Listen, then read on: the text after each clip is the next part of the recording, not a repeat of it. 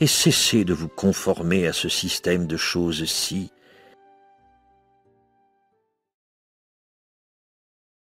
La Bible avait prédit que dans les derniers jours, les gens seraient sans affection.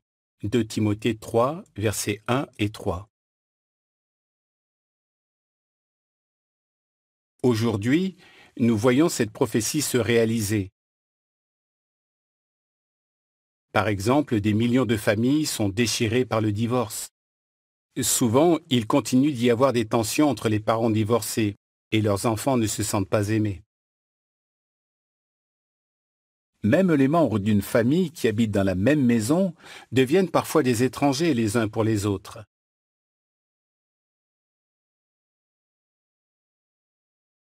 Un conseiller familial constate: la maman, le papa et les enfants sont déconnectés les uns des autres.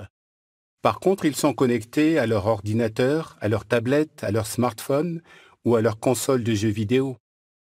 Même s'ils vivent sous le même toit, ils se connaissent à peine. Nous ne voulons pas nous laisser influencer par le manque d'amour qui caractérise le monde. Nous voulons au contraire cultiver une tendre affection non seulement pour les membres de notre famille, mais aussi pour nos frères et sœurs dans la foi. Nous lisons en Romains 12, verset 10, « Aimez-vous comme les membres d'une famille et ayez une tendre affection les uns pour les autres. Soyez toujours les premiers à vous honorer les uns les autres. » L'expression « tendre affection » désigne les relations chaleureuses qui existent entre les membres d'une famille. C'est ce genre d'amour que nous devons avoir pour notre famille spirituelle, c'est-à-dire nos compagnons chrétiens.